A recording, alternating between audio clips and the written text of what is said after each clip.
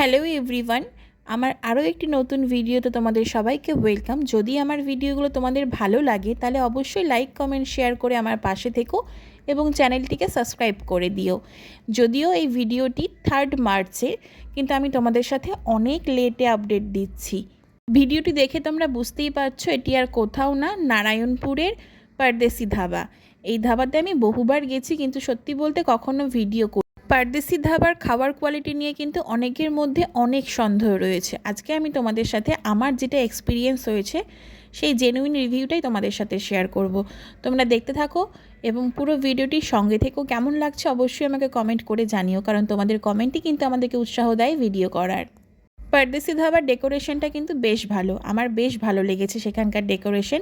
যদি খাবার কোয়ালিটির দিকে আসি, আমি বলবো আমি ভীষণই বাজে খাবার পেয়েছি। পুরোটাই তোমরা দেখো, তাহলে তোমরা নিজেরাও বুঝতে পারবে। আমরা পারদেশি ধাবায় গিয়ে একটি মাটন থালি, একটি চিকেন থালি অর্ডার করেছিলাম এবং দামটাও আমার কাছে একটু বেশি বলেই মনে হয়েছিল। খাবার কোয়ালিটি অনুযায়ী কিন্তু দামটা সত্যি অনেকটা বেশি।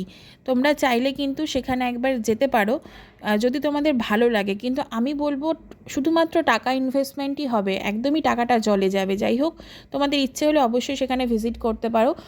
আমরা যে থালিটা নিয়েছিলাম দেখতেই পাচ্ছ, থালিতে কিন্তু অনেক রকমের সবজি দিয়েছিল, সাথে ডাল, মিষ্টি, চাটনি, পনির তরকারি, পাঁপড় ভাজা, একটি ভেজিটেবল চপ, একটি ছিল মাটন থালি, একটি ছিল চিকেন থালি। এই যাচ্ছে পুরো থালিটা। দুটো থালি মিলে আমাদের বিল হয়েছিল 650। তোমরা চাইলে ভিজিট করতে পারো।